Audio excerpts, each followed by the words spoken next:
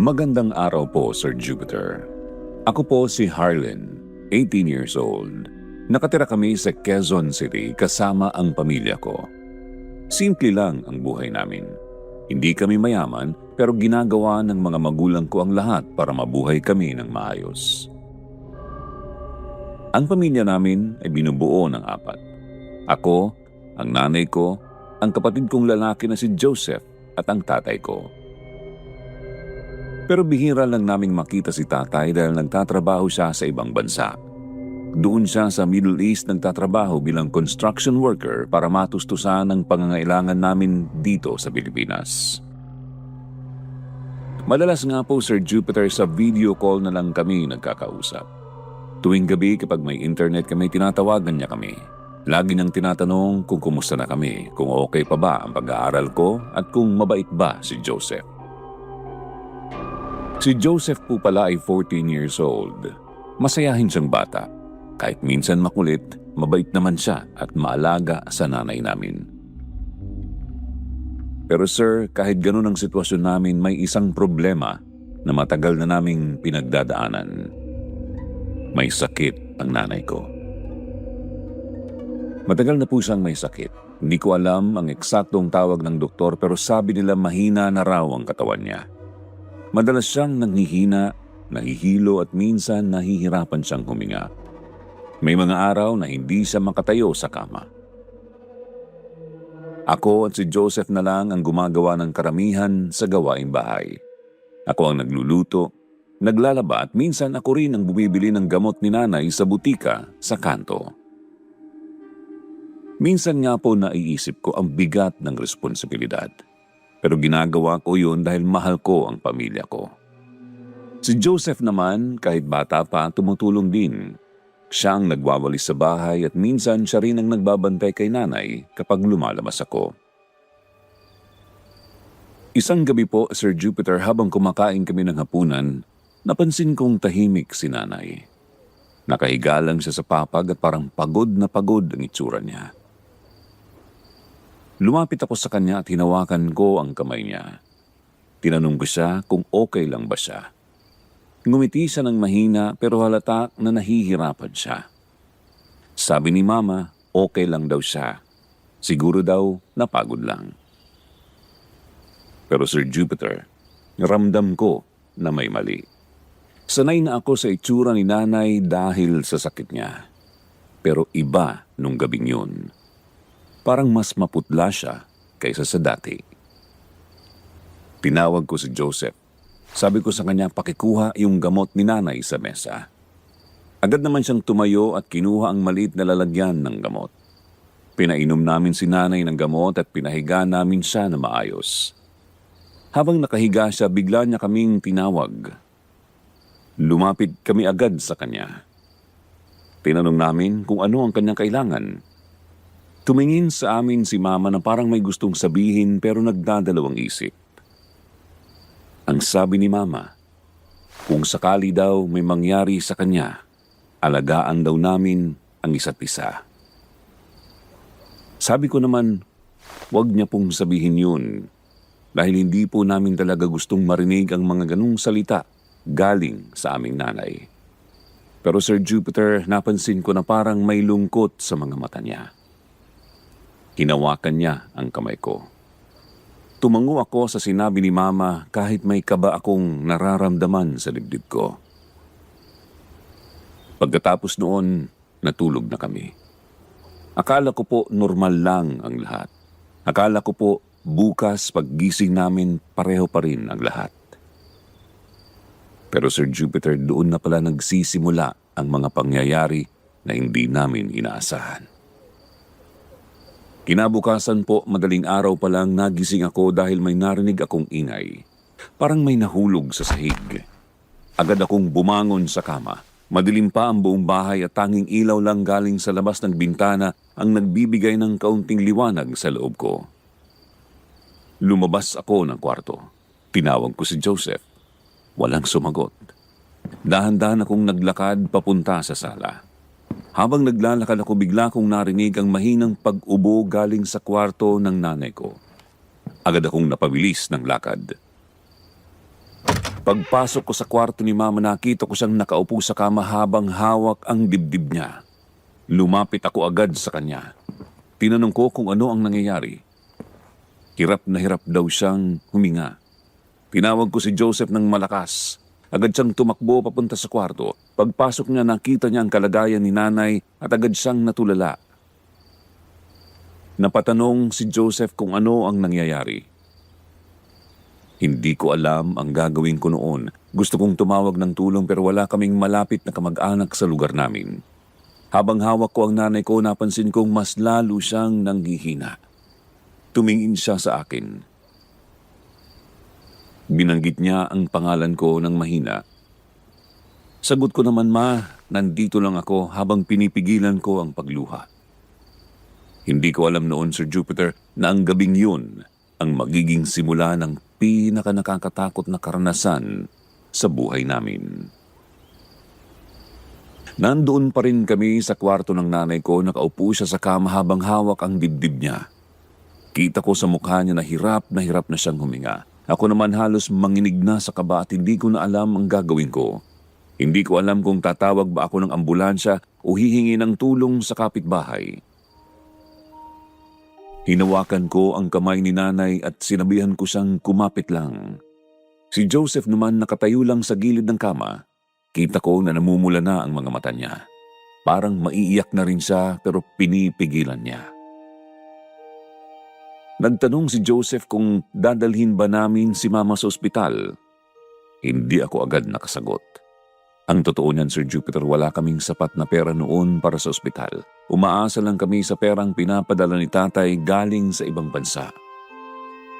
Pero kahit ganun, handa akong gawin ang lahat para kay Nanay. Habang iniisip ko kung anong gagawin ko, biglang hinawakan ni Nanay ang aking kamay ng mahigpit.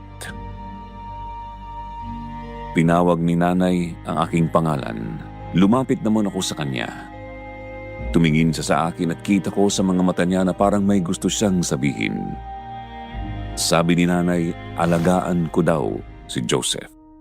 Pagkatapos ay tumingin siya sa kapatid ko at sinabing, "Joseph, makinig ka daw lagi sa ate mo." Doon na po ako kinabahan ng sobra, Sir Jupiter. Parang alam ko na kung saan papunta ang usapan na yun.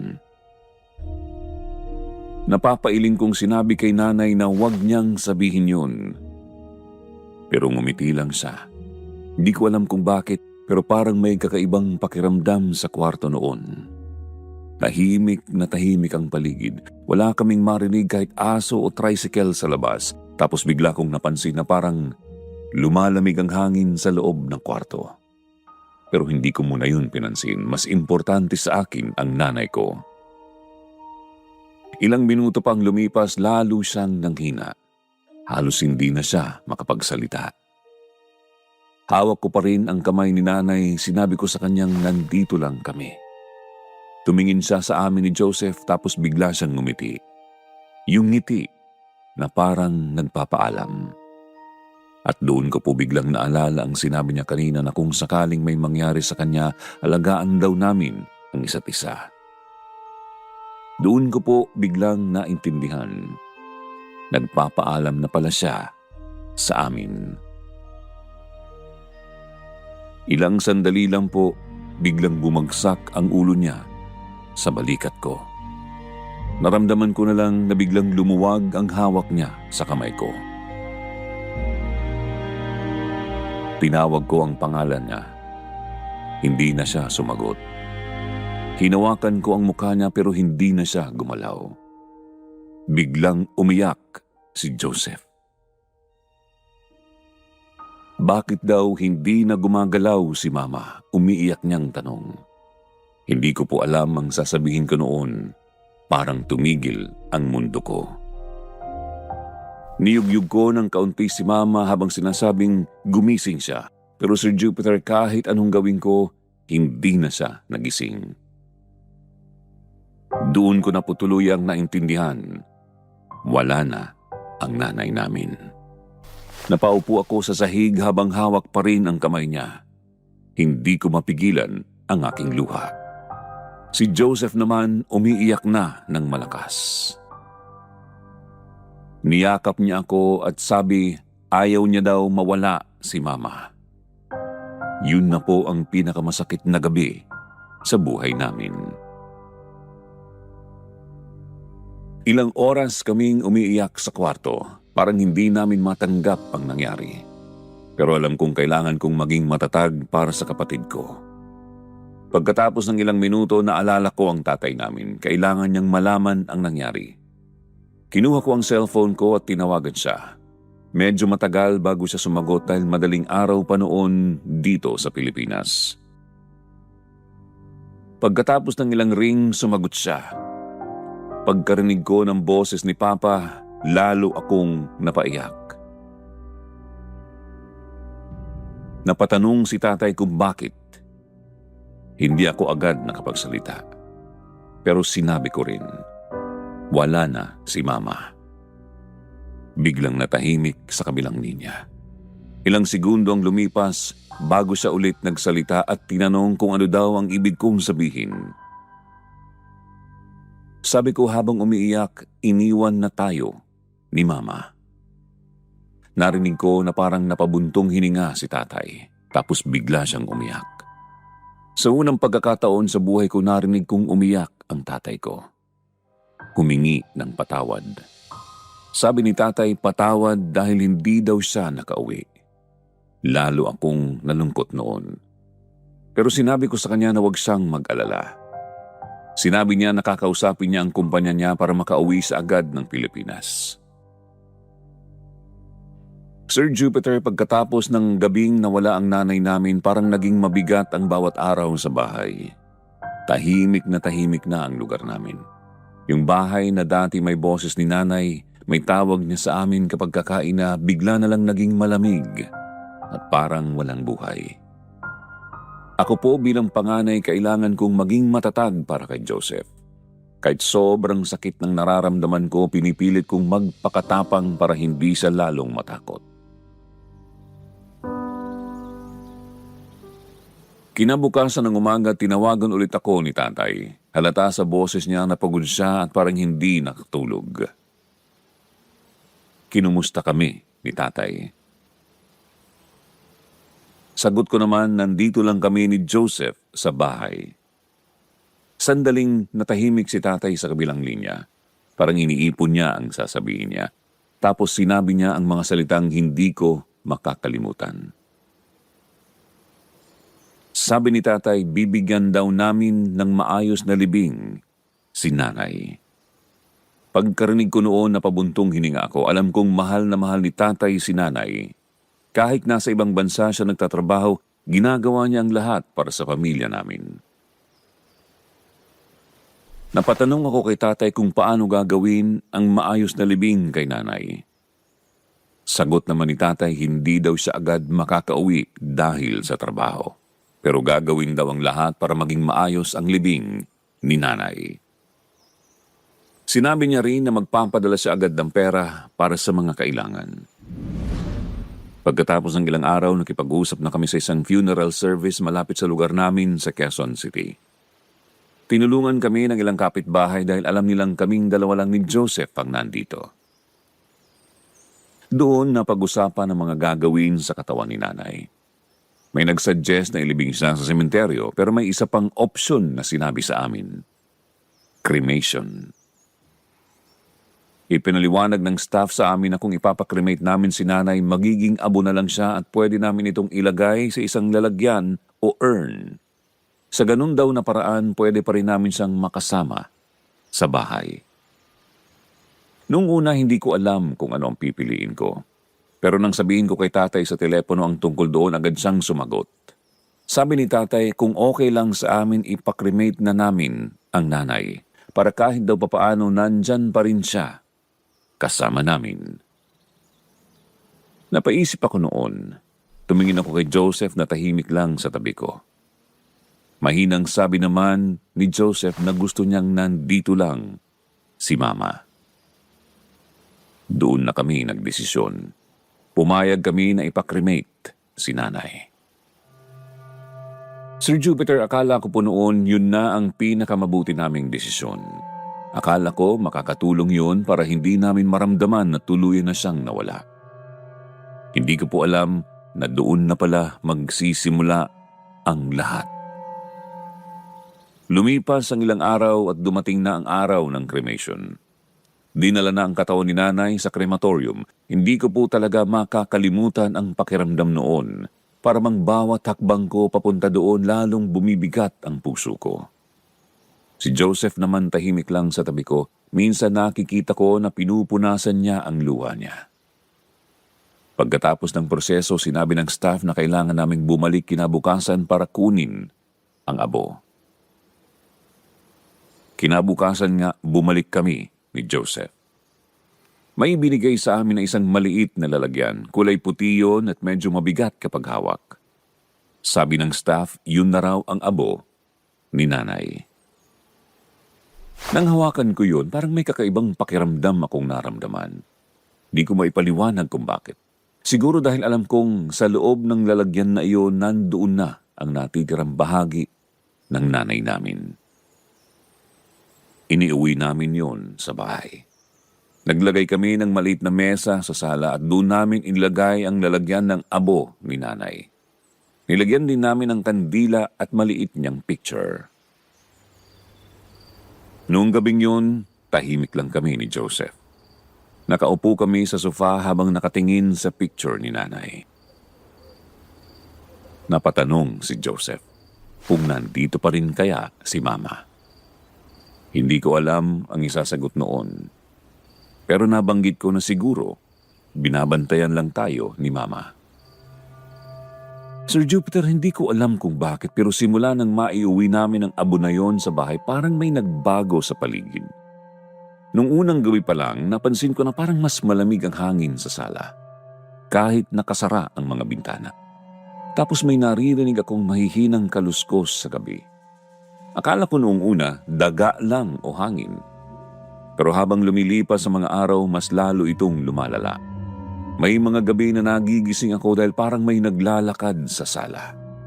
Minsan naman parang may kumakalabog sa mesa kung saan nakalagay ang abo ni nanay. Sinabi ko yun kay Joseph. Akala ko, ako lang ang nakakaranas. Pero nang sabihin niya sa akin ang sagot niya, doon ako kinabahan. Sabi niya, may naririnig din daw siya. Doon ko unang naramdaman ang takot. Kasi kung pareho naming naririnig, ibig sabihin hindi lang yun guni-guni. Sir Jupiter, ilang araw na ang lumipas mula nang maiuwi namin ni Joseph ang abo na sinabi ng krematorium na galing daw sa nanay namin.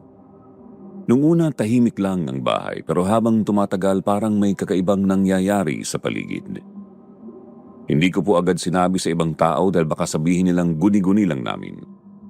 Pero sa totoo lang, Sir Jupiter, ramdam namin na may mali, lalo na kapag gabi. Isang gabi po, siguro mga bandang 2:00 na ng madaling araw, bigla akong nagising. Hindi ko alam kung bakit pero parang may narinig akong malakas na kalabog, parang may nahulog na gamit sa kusina. Nung una akala ko panaginip lang, kaya pumikit ako ulit at sinubukang matulog. Pero ilang segundo lang lumipas may narinig na naman akong ingay. Parang may gumagalaw sa mesa at doon na ako kinabahan. Dahan-dahan akong umupo sa kama. Tahimik ang buong bahay pero malinaw na malinaw ang ingay na nanggagaling sa sala. At Sir Jupiter, ang kusina namin, katabi lang ng sala. At sa sala namin nakalagay ang mesa kung saan namin inilagay ang abo ni nanay. Biglang kinabahan ng dibdib ko. Sinubukan kong makinig ulit. Tahimik sandali tapos bigla na namang may kalabog. Parang may nagtulak ng isang bagay. Doon na ako tuluyang natakot. Agad kong ginising si Joseph. Hinila ko ang balikat ni Joseph at binulungang siya ay gumising. Napatanong si Joseph. Sabi kong makinig siya. Napatingin siya sa pinto ng kwarto namin at halos hindi na siya gumagalaw. Parang may gumagalaw sa mesa at doon bigla kong naalala ang lalagyan ng abo ni nanay. Doon ito nakalagay sa mesa sa sala. Doon na nagsimulang bumilis ang tibok ng puso ko. Di ko alam kung bakit pero parang pakiramdam ko may gumagalaw sa paligid ng urn. Parang may ayaw doon. Si Joseph naman halos mapahawak na sa braso ko. Natatakot daw siya, sabi niya. Sabi ko naman makinig muna tayo. Pareho kaming nakatitig sa pinto ng kwarto. Makalipas ang ilang segundo bigla kami nakarinig ng isang tunog na hindi ko makakalimutan. Parang may kumakaladkad ng kahoy sa sahig. Dahan-dahan, mabagal na parang may nagtutulak ng mesa. Sabi ni Joseph na parang may gumagalaw daw sa mesa. Hindi ko alam kung anong lakas ang nakuha ko pero dahan-dahan akong tumayo sa kama. Lumapit ako sa pinto. Sabi ni Joseph, wag daw akong lumabas. Pero gusto kong malaman kung ano talaga yon. Dahan-dahan kong inilapit ang tenga ko sa pinto. Tahimik sandali. Tapos bigla. Parang may nahulog na mabigat kaya napaatras ako. Napatanong si Joseph kung ano daw yun. Hindi naman ako agad nakasagot. Kasi Sir Jupiter, sa sandaling yun, may narinig akong parang mahina ang tunog. Parang may bumubulong, hindi malinaw, parang hangin lang. Pero sigurado akong may tunog, parang may nagsalita. Ibalik niyo ako. Agad akong napalingon kay Joseph. Tinanong ko siya kung narinig niya. Tumango siya at sabi niya parang may nagsasalita. Doon ako kinabahan ng sobra. Hindi ko alam kung bakit pero pakiramdam ko may gustong lumabas sa sala. Parang may hindi komportable sa loob ng bahay. Parang may galit. Parang ayaw nitong manatili doon. Halos magkayakap na kami ni Joseph sa takot. Tapos may isa pa kaming narinig. Parang may gumugulong. At parang may bilog na bagay na gumugulong sa sahig ng sala. Doon ko naalala ang urn. Yung lalagyan ng abo ni nanay. Parang may gumulong sa sahig at nanginginig na ang kamay ko noon. Hindi ko alam kung iisipin ko ba na baka nahulog lang yun o baka may ibang nangyayari. Pero Sir Jupiter, sa loob ng kwarto namin pareho naming naramdaman ni Joseph na parang may mabigat na presensya sa labas. Parang may taong nakatayo sa sala. Tahimik, naghihintay at sa gabing yun, hindi pa namin alam na ang mga maririnig namin sa sala ay simula pa lang ng mga kababalaghan na mangyayari sa aming magkapatid. Sir Jupiter, pagkatapos ng gabing yon na may narinig kaming kalabog sa sala, halos hindi na kami nakatulog ni Joseph. Nakaupo lang kami sa kama at nakatitig sa pinto ng kwarto namin. Natatakot kaming lumabas para tingnan kung ano ang nangyari sa sala.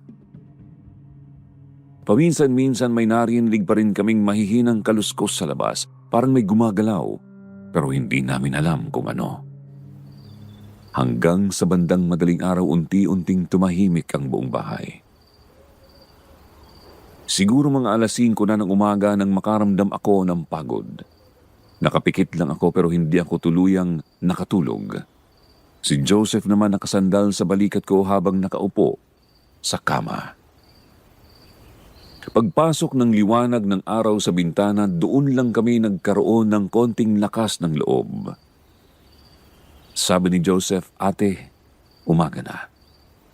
Tumango naman ako at sabi ko silipin namin ang sala. Dahan-dahan kaming lumabas ng kwarto. Kabado pa rin ako habang naglalakad papunta sa sala. Pagdating namin doon, agad kaming napahinto. Sir Jupiter, ang mesa kung saan namin inilagay ang abo ni nanay ay medyo nakatagilid at ang lalagyan ng abo wala na sa ibabaw ng mesa. Nasa sahig na siya, parang gumulong. Nanlaki ang mga mata ni Joseph at napatanong kung bakit nasa sahig na ito. Hindi ako agad nakasagot. Lumapit ako sa urn, mabuti na lang at hindi ito nabasag. Nakahiga lang ito sa sahig at parang may nagtulak pababa mula sa mesa. Pinulot ko ito at dahan-dahan kong ibinalik sa mesa. Habang ginagawa ko yun, bigla akong kinilabutan. Hindi ko alam kung bakit, pero parang may kakaibang pakiramdam sa lalagyan na yon. Parang hindi tama. Hindi ko yun sinabi kay Joseph para hindi siya lalong matakot. Pero sa isip ko, maraming tanong. Paano nahulog yun? Matibay naman ang pagkakalagay namin sa mesa. Wala ring hangin dahil sarado ang mga bintana. Hindi ko na lang muna pinansin. Nagalmusal kami ng tahimik, halos walang nagsasalita sa amin. hanggang sa biglang tumunog ang aking cellphone. Tinignan ko ang screen. Si tatay ang tumatawag. Agad ko itong sinagot. Nangumusta naman si tatay. Halata sa boses ni tatay na nag-aalala siya sa amin. Sagot ko naman okay lang kami. Habang nag-uusap kami, lumapit si Joseph sa tabi ko para makinig. Kinumusta ni tatay ang bahay. Sagot ko naman na okay lang. Pero bago pa ako makapagsalita ulit, biglang sumingit si Joseph sa usapan. Tinawag na si tatay. Napatanong naman si tatay. Sabi ni Joseph may nangyari daw kagabi. Bigla akong napatingin kay Joseph. Pero nagtuloy-tuloy siya. Kinuwento ni Joseph na may narinig kaming kalabog kagabi sa sala at parang may nagtutulak ng mesa. Tapos yung abo ni mama nasa sahig na. Biglang natahimik si tatay sa kabilang linya. Parang nagulat siya sa narinig. Napatanong siya kung ano raw ang ibig sabihin ni Joseph. Napabuntong hininga ako. Alam kong hindi rin namin ito maitatago. Sinabi ko kay tatay na kagabi ay may narinig kaming ingay. Parang may gumagalaw sa mesa kung saan nakalagay ang abo ni mama. Tahimik lang si tatay. Siguro iniisip niya kung ano ang ibig sabihin ng mga sinabi namin. Napatanong si tatay kung sigurado ba kami na walang pusa o daga lang sa bahay. Umiling ako kahit hindi niya ako nakikita. Sinagot ko siyang wala po. Ilang segundo ulit siyang natahimik at doon ko biglang naalala ang isang bagay. Isang bagay na nakita ko noong araw ng cremation. Sabi ko kay tatay may naalala ako. Napatanong siya kung ano. Huminga ako ng malalim at sinabi ko sa kanya na noong nasa crematorium kami, may kasabay kaming ibang pamilya. May isa pang cremation na nangyayari. Tumahimik si tatay. Dagdag ko naman na may nakita kong staff na may dalang 2 urn. Habang nagsasalita ako, parang unti-unting bumabalik sa isip ko ang mga nangyari noong araw na yon. Ang mga tao, ang mga lalagyan at ang mga staff na naglalakad. Sabi ko kay tatay, paano kung hindi pala kay mama ang abo na naiuwi namin? Biglang natahimik ang buong linya. Si Joseph napatingin sa akin at napatanong kung ano daw ang ibig kong sabihin. Hindi pa ako nakasagot agad. Kasi Sir Jupiter, sa sandaling yun may narinig kami ni Joseph na mahinang kalabog mula sa sala. Pareho kaming napatingin sa mesa kung saan nakalagay ang lalagyan ng abo. At doon ko lalo naramdaman ang kaba. Kasi habang kausap ko si tatay sa telepono, parang may dahan-dahang gumagalaw sa loob ng lalagyan ng abo. At doon ko unang naisip na kung hindi nga ayon ang abo ng nanay namin, kung kaninong kaluluwa kaya ang kasama namin sa bahay. Hindi si nanay ang nasa loob ng lalagyan na yun. May ibang kaluluwa at parang galit siya. Biglang bumukas mag-isa ang bintana sa sala. Pumasok ang malakas na hangin. Nagsimulang kumalabog ang mga gamit sa mesa. Ang picture ni nanay nahulog sa sahig. Si Joseph halos mapaiyak na sa takot. Hindi ko na rin kinaya. Kinuha ko ang urn sa sahig at inilagay ko ito sa isang bag. Sabi ko kay Joseph na lalabas kami.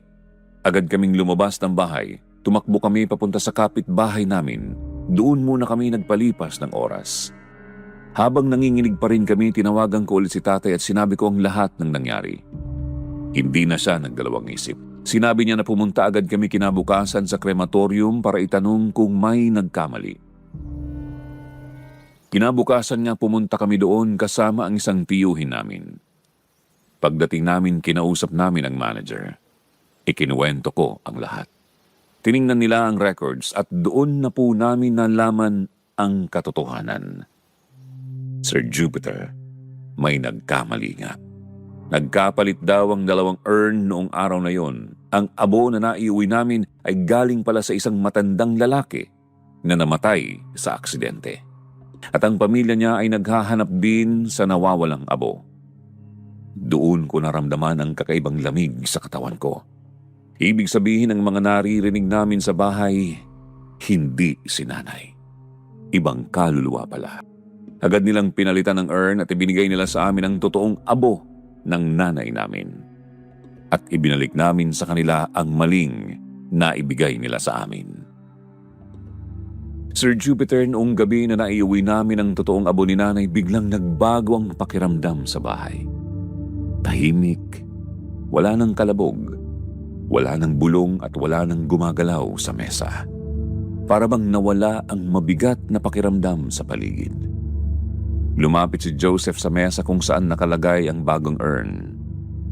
Sabi ni Joseph, parang si Mama na daw talaga ang naiuwi naming abo. Hindi ko alam kung bakit pero ramdam ko rin yon. Parang may kapayapaan na ulit sa bahay. Simula noon, wala na kaming narinig na kakaibang bagay. Pero Sir Jupiter, hanggang ngayon hindi ko pa rin makalimutan ang gabing yon. At naintindihan ko po na kung hindi namin naibalik agad ang maling abo, baka hanggang ngayon, may ibang kaluluwa pa rin na nakatira sa bahay namin. Oops! Walang bibitaw. Huwag maglilipat. May susunod pa tayong kwento at may koneksyon sa ating unang kwento. Kaya dyan ka lang. Magandang araw po, Sir Jupiter. Ako po si Maris, 23 years old. Bata pa po ako na mag-asawa kay Juan. Si Juan naman ay 26 years old. Hindi naman po kami mayaman pero masasabi kong maayos ang buhay namin. May sarili kaming maliit na bahay at may ipon din kami kahit papaano. Si Juan po kasi ay masipag talaga. Kahit anong trabaho ginagawa niya basta para sa pamilya namin. Ako naman po tumutulong sa maliit naming negosyo. May sari-sari store kami sa harap ng bahay. Hindi man kalakihan ang kita pero sapat para sa pang-araw-araw na gastusin. Tuwing umaga po, maaga kaming gumigising. Ako ang nagbubukas ng tindahan habang si Juan naman ang nagluluto ng almusal namin. Minsan nga po, tinutokso ko pa siya na ang swerte ko sa kanya dahil siya pa ang nagluluto habang ako ay nakaupo sa mesa. Ngumingiti lang siya tapos sasabihin, mahal daw kasi niya ako. Tsaka gusto niyang busog ako palagi. Ganoon lang po kasimple ang buhay namin noon. Walang drama, walang problema. Minsan nga po naiisip ko na baka ganito na lang palagi ang buhay namin. Sa hapon naman, pareho kaming nasa tindahan. Siya ang nag-aayos ng mga paninda habang ako naman ang nagbabantay. Kapag wala masyadong bumibili, nagkwekwentuhan lang kami. Pinag-uusapan namin ang mga plano namin sa buhay. Pangarap kasi namin na mapalaki pa ang aming negosyo. Gusto ni Juan na magkaroon kami ng mini grocery balang araw. Minsan habang nakatingin sa mga paninda namin, sabi niya, balang araw, may malaking tindahan tayo. Ngumiti ako at sinabi kong oo nga. Tapos may sariling sasakyan. Tumawa siya at sabi niya hindi lang sasakyan, gusto niya ring magkaroon kami ng mas malaking bahay. Sir Jupiter, sa totoo lang po, simple lang ang pangarap namin. Hindi naman kami naghahangad ng sobrang yaman. Ang gusto lang namin, maayos na buhay at masayang pamilya. Halos 3 taon na po kaming mag-asawa noon. Kahit wala pa kaming anak, masaya naman kami. Pero isang araw, may napansin akong kakaiba kay Juan. Napansin ko na parang mabilis siyang mapagod. Dati po kasi kahit buong araw siyang gumagalaw, parang hindi siya napapagod. Pero nung mga panahon na yon, madalas siyang umupo at magpahinga. Kaya napapatanong ako sa kanya kung okay lang ba siya. Ngumingiti naman siya at sumasagot na, oo naman daw. Pagod lang siguro. Hindi ko na po yun masyadong pinansin noon. Akala ko normal lang na pagod dahil sa trabaho. Pero habang lumilipas sa mga araw, lalo kong napapansin na parang may mali. Minsan po habang nag-aayos siya ng mga kahon ng paninda, bigla siyang napaupo. Lumapit ako sa kanya at tinanong ko siya kung ano ang nangyari. Sagot niya naman parang nahilo daw siya. Kinabahan ako noon. Hindi ko kasi siya nakikitang ganon dati. Simula noon, madalas na siyang makaramdam ng hilo. Minsan naman parang hinihingal siya kahit wala naman siyang mabigat na ginagawa. Sabi ko sa kanya magpa-check up na kaya kami sa doktor. Nung una, ayaw niya pa. Dahil sabi niya baka pagod lang. Pero hindi po ako mapakali kaya isang araw talagang pinilit ko siya. Sinabi ko sa kanya na kailangan naming makasiguro kung ano ang nangyayari sa kanya. Napabuntong hininga siya at napaoo. Kinabukasan, pumunta kami sa isang klinik. Tahimik lang si Juan habang naghihintay kami ng tawag ng doktor. Ako naman, hindi mapakali. Hindi ko alam kung bakit pero parang may kaba akong nararamdaman. Pagkatapos ng ilang test, pinapasok kami ng doktor sa loob ng kanyang room. Umupo kami sa harap niya. Tahimik siya habang tinitingnan ang mga papel sa mesa niya. Pagkatapos ng ilang segundo, tumingin siya kay Juan. Sabi ng doktor may nakita silang problema sa mga resulta. Bigla po akong kinabahan. Napatanong kami kung ano yun. Tumingin si doktor sa amin. Ang sabi ng doktor kay Juan, may diabetes daw siya. Parang biglang tumahimik ang paligid. Hindi po ako nakapagsalita, pero hindi pa doon natapos ang sinabi ng doktor. Sabi ng doktor, bukod doon, may problema raw ang puso ni Juan. Sir Jupiter, doon po nagsimulang magbago ang lahat sa buhay namin. Parang biglang bumigat ang lahat. Hindi ko akalain na sa edad ni Juan, may ganun na pala siyang sakit. Tumingin ako sa kanya. Tahimik lang siya habang nakayuko. Hindi ko alam kung ano ang tumatakbo sa isip niya. Pero sa loob-loob ko, nag-aalala na ako kung ano ang mangyayari sa amin. Doon po nagsimula ang mga pangyayari na hindi namin inaasahan.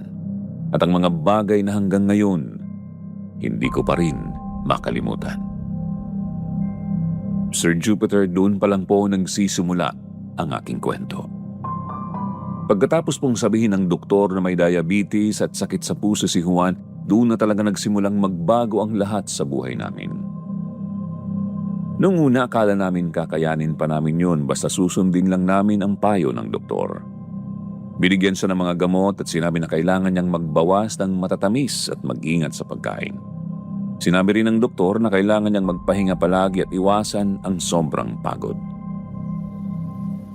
Pag-uwi namin sa bahay noon, tahimik lang si Juan. Ako naman po pilit kong pinapakita na okay lang ang lahat kahit sa totoo lang natatakot ako. Habang nagluluto ako ng hapunan, napansin kong nakaupo lang siya sa may pintuan ng tindahan at nakatingin sa labas. Lumapit ako sa kanya at tinanong kung ano ang iniisip niya. Ngumiti siya ng mahina. Sagot ni Juan, iniisip niya kung kakayanin niya pa bang magtrabaho. Hinawakan ko ang kamay niya at sinabi kong kakayanin namin at hindi ko siya pababayaan. Tumango lang siya pero ramdam ko na may takot din siya sa loob niya. Simula noon, sinubukan naming baguhin ang araw-araw naming gawain. Mas pinapahinga ko na si Juan, ako na halos ang gumagawa ng mga trabaho sa tindahan. Kapag may mabibigat na kahon, hindi ko na sa pinapayagang magbuhat. Kaya minsan sabi ko sa kanya, hayaan na niya ako at ako na ang gagawa. Pero alam mo na minsan, matigas ang ulo ni Juan. Sagot niya, ayaw niyang ako daw lahat ang gumagawa. Sabi ko naman na mas mahalaga na gumaling siya. Lumipas ang mga linggo, Sir Jupiter. Sa una parang okay pa naman si Juan. Nakagagalaw pa siya at nakakatawa pa rin kahit minsan. Pero habang tumatagal, napapansin ko na mas mabilis na siyang mapagod. May mga araw na hindi siya makabangon agad sa kama. Isang umaga, nagising ako at napansin ko na nakaupo lang siya sa gilid ng kama. Napatanong ako kung bakit gising na siya. Sagot naman niya, hindi daw siya makatulog. Lumapit ako sa kanya. Napansin kong parang hinihingal siya. Kaya napatanong ako kung okay lang ba siya. Sabi niya okay lang, pero parang nahihirapan daw na huminga. Kinabahan na po ako noon. Pinainom ko siya ng tubig at pinahiga ulit. Pero kahit anong gawin ko, parang hindi nawawala ang paghingal niya. Pagdating ng tanghali, sinabi ko sa kanya na magpahinga lang siya sa kwarto at ako na ang bahala sa tindahan. Minsan, habang nagbabantay ako sa tindahan, napansin na parang wala siyang ganang kumain. Sabi ko habang inaabot ang pagkain na kumain na muna siya. Pero konti lang ang kinain niya. Sabi ko ubusin na niya. Ngumiti siya pero hindi pa rin niya naubos. Sabi niya wala daw siyang gana. Sir Jupiter, doon ko na talaga naramdaman na parang mas lumalala ang kalagayan niya. Minsan habang naglalakad siya papunta sa tindahan, bigla siyang napahawak sa dibdib niya. Umupo siya sa upuan. Napatanong ako kung ano ang nangyayari habang hawak ko siya. Sabi niya parang sumasakit daw ang dibdib niya. Kinabahan ako noon. Sabi ko magpahinga muna siya. Simula noon, lalo ko siyang binantayan. Hindi ko na siya pinapayagan gumawa ng kahit anong mabigat na trabaho. Pero kahit ganun, parang unti-unti pa rin siyang nanghihina. Lumipas pa ang ilang linggo. Isang gabi habang natutulog kami, bigla akong nagising dahil narinig kong parang nahihirapan siyang huminga. Paglingon ko sa kanya, nakita kong pawis na pawis siya. Napatanong ako kung ano ang nangyayari sa kanya habang ginigising ko siya. Hinawakan niya ang dibdib niya. Sabi niya, masakit daw at nahihirapan siyang huminga. Sir Jupiter, doon na talaga ako natakot. Hindi ko alam kung ano ang gagawin ko. Tinulungan ko siyang umupo sa kama.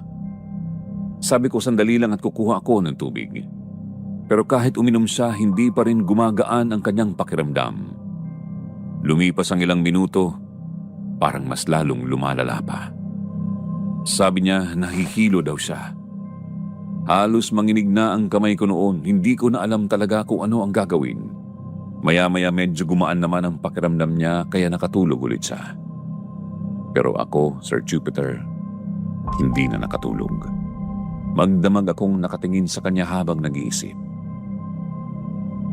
Kinabukasan sinabi ko sa kanya na bumalik kami sa doktor.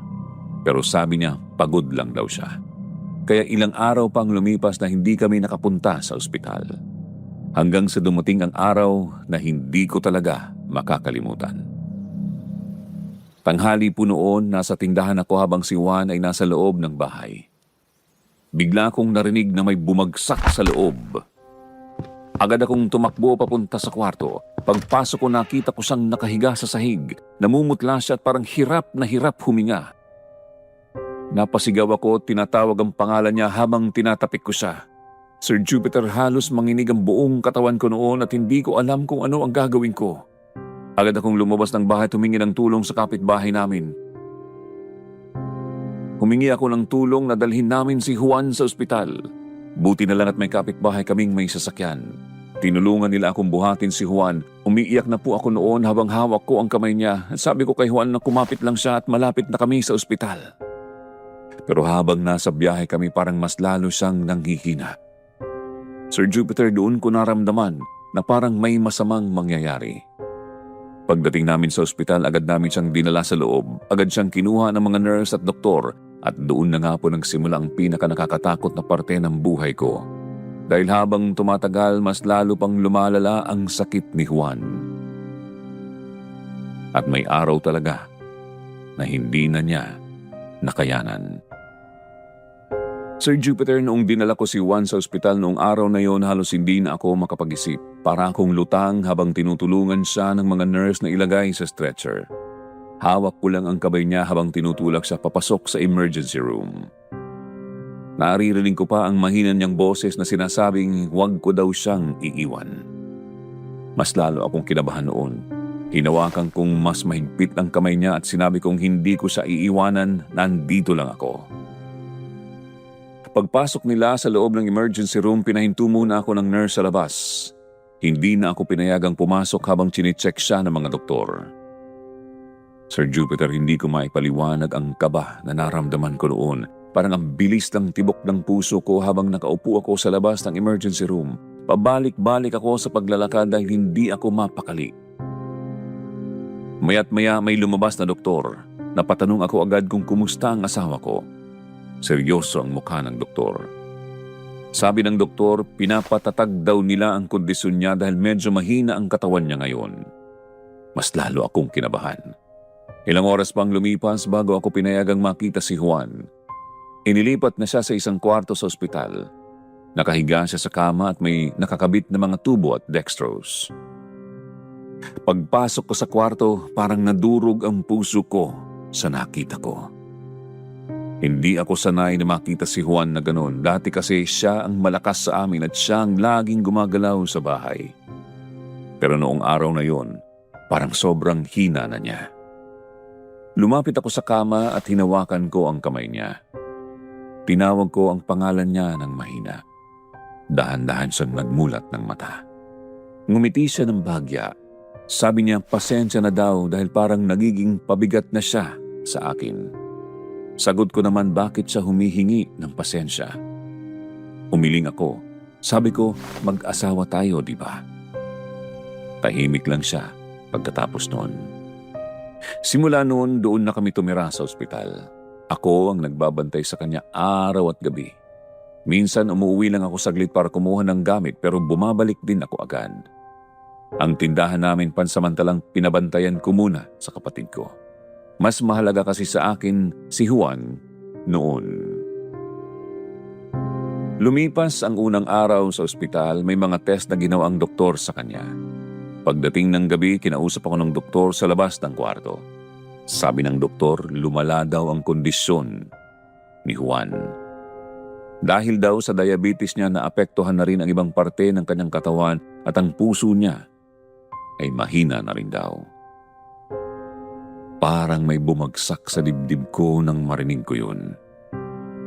Tinanong ko ang doktor kung gagaling pa ba si Juan.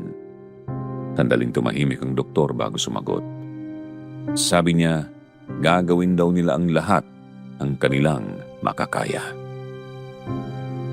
Hindi malinaw ang sagot niya pero ramdam ko na hindi maganda ang sitwasyon. Bumalik ako sa kwarto at nakita ko si Juan na nakatingin sa kisame. Lumapit ako sa kanya. Pagkalapit ko, tinanong niya ako kung ano ang sabi ng doktor. Hindi ko alam kung sasabihin ko ang totoo. Kaya sinabi ko na lang na kailangan daw niyang magpahinga. Ngumiti siya ng mahina. Sir Jupiter, lumipas pa ang ilang araw at ako lagi ang nagbabantay sa kanya. Minsan nakakatulog ako sa upuan sa tabi ng kanyang kama. May mga araw na parang medyo okay siya at nakakapag-usap pa kami. Pero may mga araw din na halos hindi siya makabangon.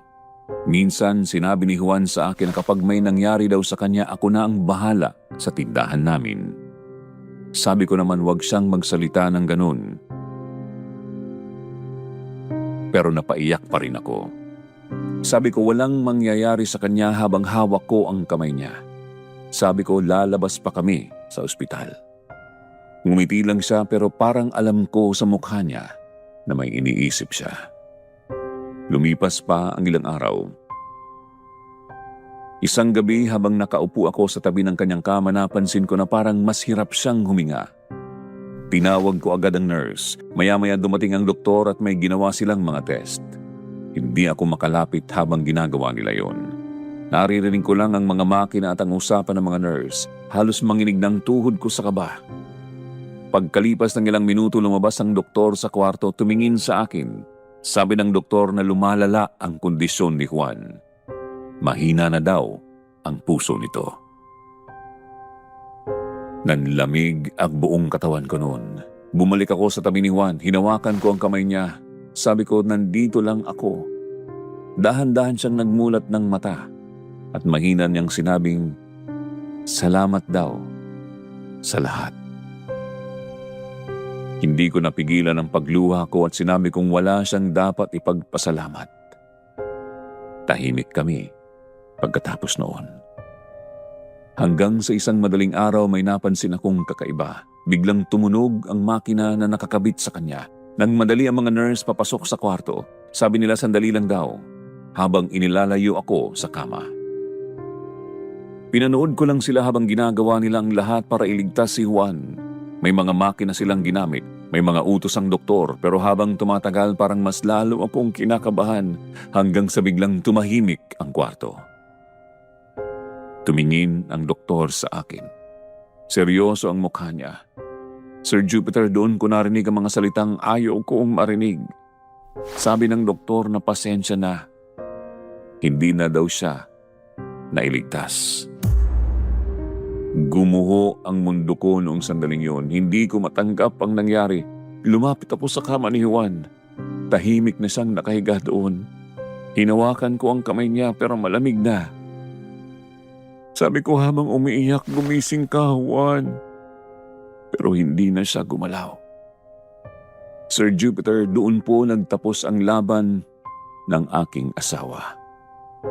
Pagkatapos pong sabihin ng doktor na wala na si Juan, parang hindi ko agad naintindihan ang nangyayari. Nakatingin lang ako sa kanya habang nakahiga siya sa kama ng ospital. Tahimik na ang lahat. Wala nang mga tunog ng makina na kanina lang ay naririnig ko. Hinawakan ko pa ulit ang kamay niya at sinabi kong habang umiiyak na gumising siya. Pero alam ko sa sarili ko na wala na talaga si Juan. Matagal akong nakaupo sa tabi niya noon at hindi ko alam kung gaano katagal akong umiiyak. Parang ayokong umalis sa tabi niya. Maya-maya lumapit ang isang nurse sa akin. Sabi niya ng mahinahon, kailangan na pong ayusin ang mga papeles. Doon ko lang naalala na kailangan ko palang harapin ang realidad. Lumabas ako ng kwarto habang nanginginig ang mga kamay ko. Naglakad ako papunta sa may upuan sa labas at doon ako umupo. Sir Jupiter, doon ko na naisip kung ano ang susunod na gagawin ko. Wala na si Juan. Mag-isa na lang ako. Pero naaalala ko kung anong klaseng tao ang asawa ko. Si Juan ay mabait at masipag. Lahat ng ginagawa niya ay para sa aming pamilya. Kaya sinabi ko sa sarili ko na kahit papaano gusto kong mabigyan siya ng maayos na huling paalam. Ayokong basta na lang siya ilibing ng hindi maayos. Naalala ko rin na may ipon naman kami mag-asawa at hindi man yun sobrang laki pero sapat para makapagbigay ng disenteng libing. Kinabukasan, inayos ko ang mga papeles sa ospital. Pagkatapos noon, umuwi ako saglit sa bahay para kumuha ng mga gamit at para sabihin sa pamilya ko ang nangyari. Pagdating ko sa bahay, tahimik ang lahat. Pagpasok ko sa loob, napaupo ako sa sofa at doon ko na naman naalala ang lahat ng alaala namin ni Juan. Doon kami madalas mag-usap. Doon siya umuupo kapag pagod siya galing sa tindahan. Hindi ko na naman mapigilan ang umiyak. Maya-maya dumating ang kapatid ko at kinumusta si Juan. Hindi ko na napigilan ang luha ko. Sabi ko habang umiiyak, wala na si Juan. Nagulat siya. Lumapit siya sa akin at niyakap ako. Sir Jupiter, mahirap sabihin sa pamilya ang ganoong balita pero kailangan kong gawin yun. Tinawagan ko rin ang pamilya ng Juan. Ang mga magulang niya nasa probinsya kaya sa telepono ko muna sinabi ang nangyari. Tahimik lang ang nanay niya sa kabilang linya. Pagkatapos ng ilang segundo, narinig ko siyang umiyak at napatawag sa pangalan ni Juan. Mas lalo akong nalungkot noon. Sinabi ko sa kanila na gagawin ko ang lahat para mabigyan ng maayos na libing si Juan. Sabi ng tatay niya pupunta raw sila sa amin para makita ang anak nila sa huling pagkakataon. Pagkatapos noon, nagsimula na akong maghanap ng funeral service. May isang funeral home na malapit sa amin kaya doon ako pumunta kasama ang aking kapatid. Ipinakita nila sa akin ang mga pwede naming gawin para sa burol ni Juan. Habang nakikinig ako sa kanila, may isang bagay na pumasok sa isip ko. Naalala ko na minsan napag-usapan namin ni Juan ang tungkol sa cremation. Sabi niya noon kung sakaling mawala na daw siya balang araw, okay lang daw sa kanya kung ipakremate na lang siya. Natawa pa nga ako noon at sinabihan siya na ang aga naman niyang mag-isip ng mga ganung bagay. Ngayon, naalala ko ang sinabi niyang yun. Kaya sinabi ko sa funeral service na gusto kong ipakremate ang katawan ni Juan. Ipinaliwanag nila sa akin kung paano ang proseso. Medyo may kamahalan din yon pero naisip ko na may ipon naman kaming mag-asawa. Kaya sinabi ko sa kanila na gagamitin ko ang ipon namin para doon. Napatanong ang staff kung sigurado na ba ako. Tumango ako at sabi ko gusto kong maayos ang huling paalam sa aking asawa. Pagkatapos noon, inayos na namin ang schedule para sa cremation. Umuwi ako sa bahay at sinabi ko sa pamilya ko ang napagdesisyonan ko. Sabi ko, naisip ko na ipakremate na lang si Juan. Sumang-ayon naman sila. Pagkatapos noon, dumating din ang pamilya ni Juan mula sa probinsya. Pagdating nila sa bahay, agad akong niyakap ng nanay niya habang umiiyak. Sabi niya maraming salamat daw at inalagaan ko ang anak niya. Mas lalo akong napaiyak noon. Sinabi ko sa kanila ang plano ko tungkol sa cremation. Naintindihan naman nila yon kahit na medyo nadagdagan ang gastusin. Sabi ng tatay ni Juan, tutulong din daw sila kung kinakailangan. Pero sinabi kong may ipon naman kaming mag-asawa. Sabi ko si Juan ang nag-ipon ng karamihan nito kaya gagamitin ko yun para sa kanya. Sir Jupiter, kahit mabigat sa dibdib ko ang lahat, ginawa ko para maging maayos ang huling paalam sa aking asawa. Dahil alam ko sa sarili ko na si Juan ay isang mabait at masipag na tao at karapat-dapat lang na mabigyan siya ng maayos na libing. Kaya napagdesisyonan kong gamitin ang ipon naming mag-asawa at ipinakremate ang katawan ni Juan. Sir Jupiter, dumating din ang araw na itinakda para sa cremation ni Juan. Kahit ilang araw na ang lumipas mula nang mawala siya, hindi ko pa rin matanggap ang lahat. Para pa rin akong nananaginip na gusto kong magising. Maaga kaming pumunta sa krematorium kasama ang pamilya ko at pamilya ni Juan.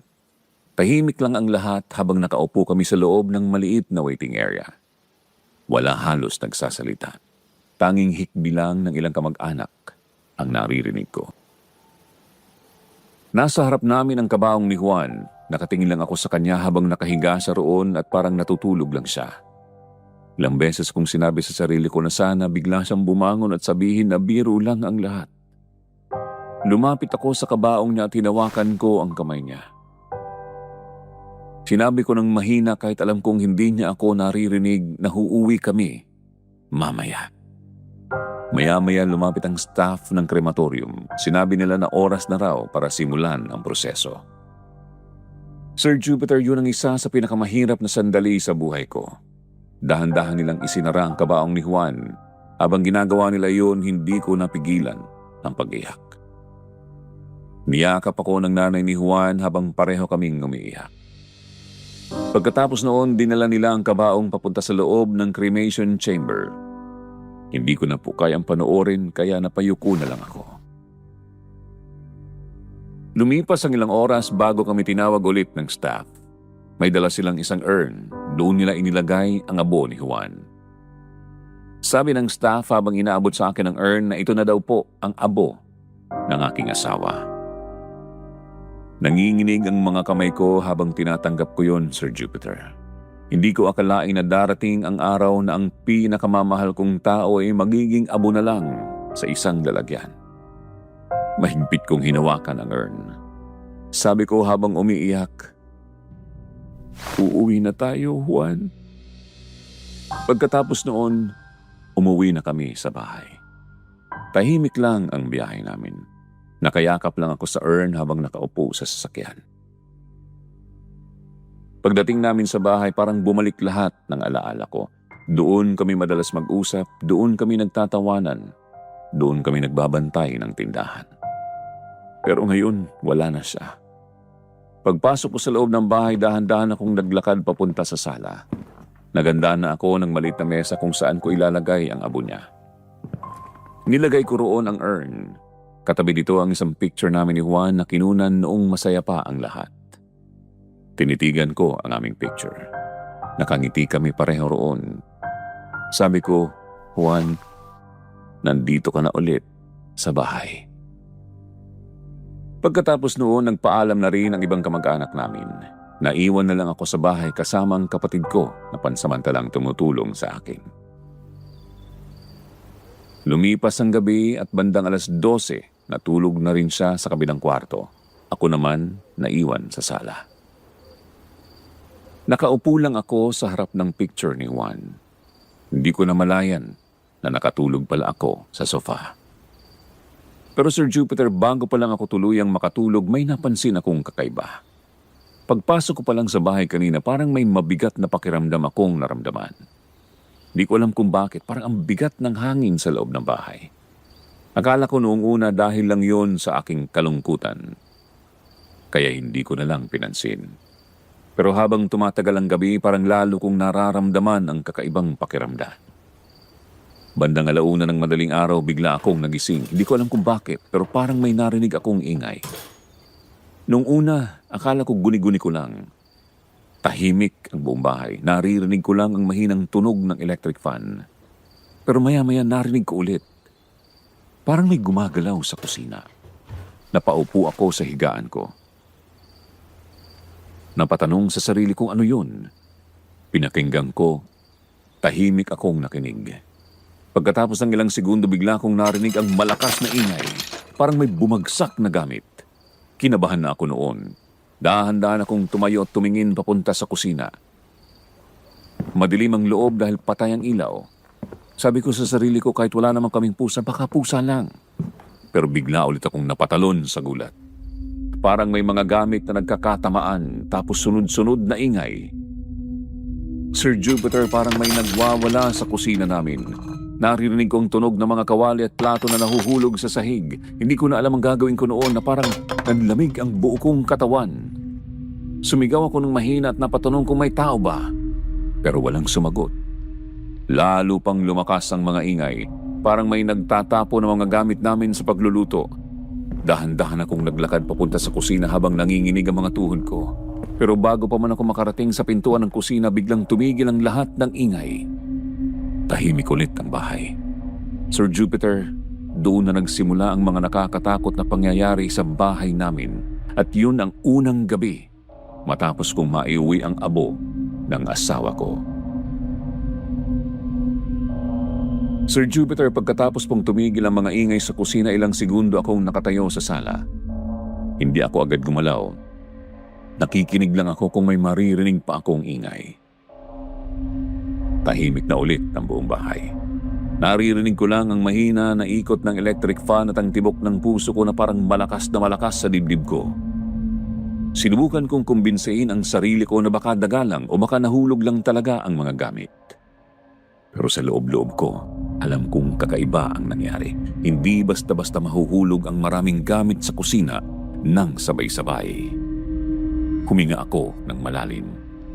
Sabi ko sa isip kong titingnan ko na lang.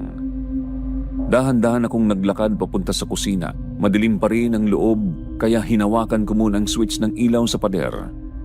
Pagbukas ko ng ilaw, agad kong nakita ang kalat sa sahig. Sir Jupiter, nagkalat ang mga kawali, sandok at ilang plato sa sahig. Parang may nagtapon talaga sa kanila. Napahawak ako sa dibdib ko at napabulong kung paanong nangyari yun. Sigurado akong maayos kong inilagay ang mga yon bago ako natulog. Habang nakatayo ako sa pintuan ng kusina nakatingin sa mga nagkalat na gamit, bigla kong naramdaman ang isang bagay na hindi ko may paliwanag. May malamig na hangin na biglang dumaan sa tabi ko. Hindi yun normal na hangin. Malakas ito at malamig. Parang dumaan mula sa loob ng kusina papunta sa akin. Bigla akong napaatras ng isang hakbang.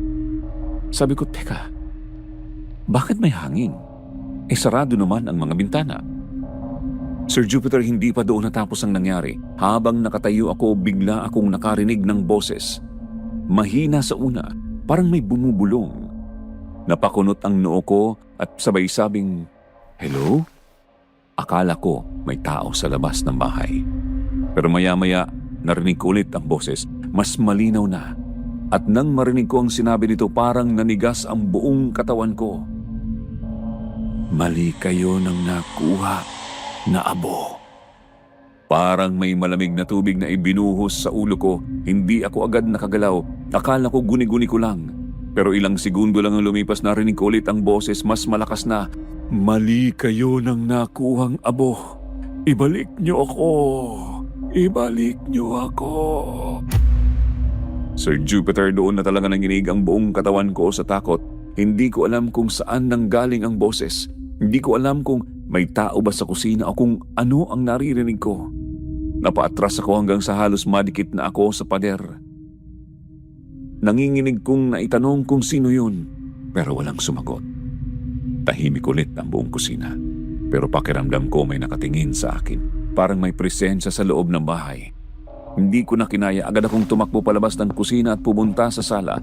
Napatingin ako sa mesa kung saan nakalagay ang urn ng abo ni Juan.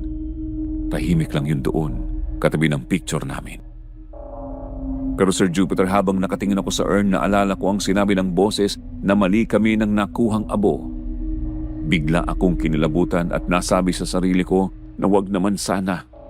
Hindi ko na pinatay ang ilaw sa sala noong gabing yun. Umupo ako sa sofa at halos hindi na ako natulog. Paminsan-minsan napapabaling ang tingin ko sa urn. Hindi ko alam kung bakit, pero parang may kaba akong nararamdaman. Halos buong gabi akong gising hanggang sa sumikat ang araw.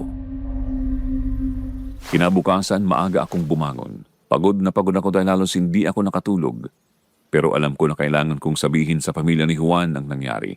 Agad kong tinawagan ang nanay niya. Sabi ko sa telepono kung pwede ba siyang pumunta sa bahay. Tanong naman ng nanay ni Juan bakit daw, kung ano ba ang nangyari. Hindi ko agad nasagot. Sabi ko lang meron akong sasabihin. Maya-maya dumating sila sa bahay kasama ang tatay ni Juan at ang kapatid niya. Pagpasok nila sa sala, agad nilang napansin ang urn sa mesa. Tahimik lang ang lahat. Umupo kami sa sofa. Tumingin sa akin ang nanay ni Juan at napatanong kung ano ang nangyari. Huminga ako ng malalim. Sabi ko may kakaibang nangyari kagabi. Nagkatinginan sila. Kinuwento ko sa kanila ang lahat, simula sa mga ingay sa kusina hanggang sa mga gamit na nagbagsakan at ang pinakamahirap kong sabihin, ang boses na narinig ko. Tahimik silang nakinig. Pagkatapos kong magkwento, sinabi ko ang bagay na hanggang ngayon ay kinakabahan akong isipin. Sabi ko, may narinig akong boses kagabi. Napatanong ang kapatid ni Juan kung ano ang sabi. Lumunok ako bago sumagot. Sabi ko, ang sabi ng boses, mali daw ang nakuha naming abo. Biglang nanahimik ang lahat. Tumingin sila sa urn na nasa mesa pagkatapos ay bumalik ang tingin nila sa akin. Tanong ng tatay ni Juan kung sigurado daw ba ako sa aking narinig. Tumango ako at sabi ko malinaw kong narinig. Mali daw tayo ng nakuhang abo at ibalik daw siya. Sir Jupiter, doon ko sinabi ang bagay na gumugulo sa isip ko mula kagabi. Sabi ko habang nanginginig ang boses na baka maling abo talaga ang naibigay sa atin.